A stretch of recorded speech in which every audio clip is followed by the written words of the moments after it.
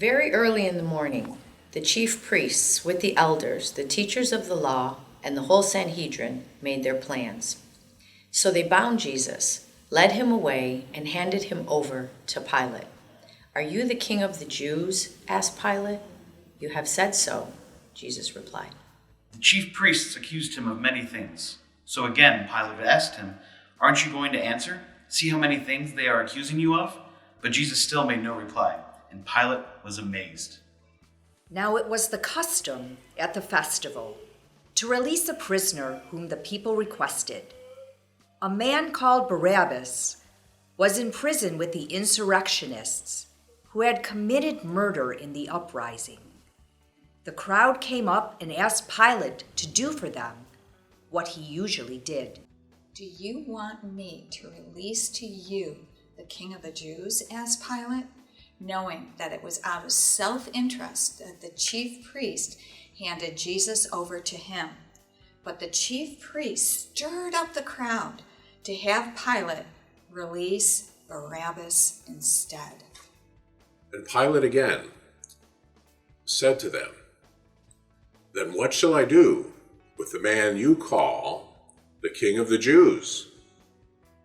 And they cried out again, "Crucify him!" And Pilate said to them, "Why? What evil has he done?"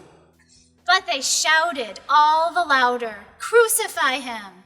Wanting to satisfy the crowd, Pilate released Barabbas to them. He had Jesus flogged and handed him over to be crucified. Then the governor's soldiers took Jesus into the praetorium and gathered the whole company of soldiers around him.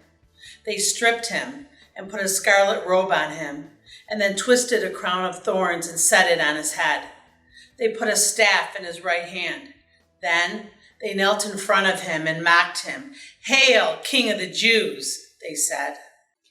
They spit on him and took the staff and struck him on the head again and again. After they had mocked him, they took off the robe and put his own clothes on him. Then they led him away to crucify him. As they were going out, they met a man from Cyrene named Simon. They forced him to carry the cross. They came to a place called Golgotha, which means the place of the skull. There, they offered Jesus wine to drink, mixed with gall. But after tasting it, he refused to drink it. When they had crucified him, they divided up his clothes by casting lots, and sitting down, they kept watch over him there. Above his head they placed the written charge against him. "This is Jesus, the King of the Jews." 2 rebels were crucified with him, one on his right and one on his left. Those who passed by hurled insults at him, shaking their heads and saying, "You who are going to destroy the temple and build it in 3 days, save yourself. Come down from the cross if you are the Son of God." In the same way, the chief priests, the teachers of the law, and the elders mocked him.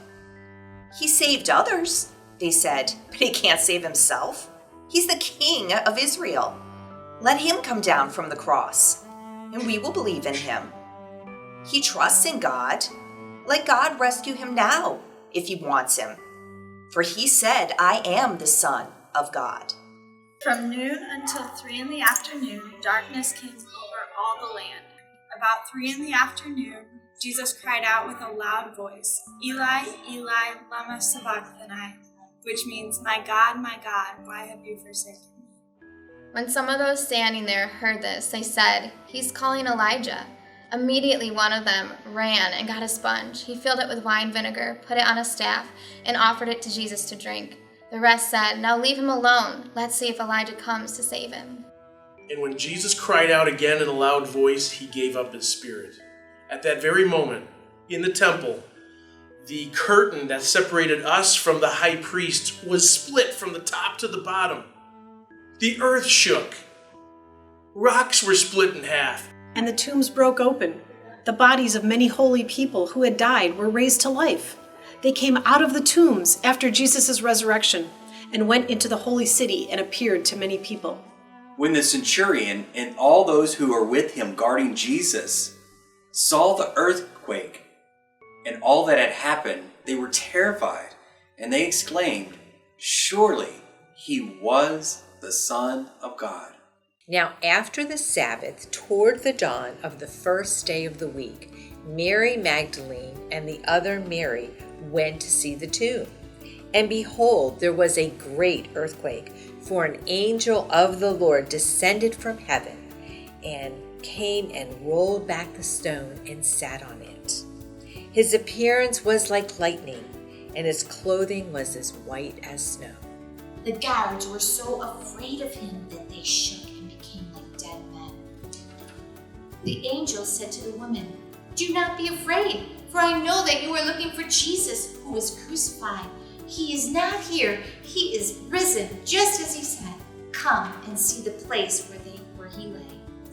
Then go quickly and tell the disciples, "He is risen from the dead and is going ahead of you into Galilee.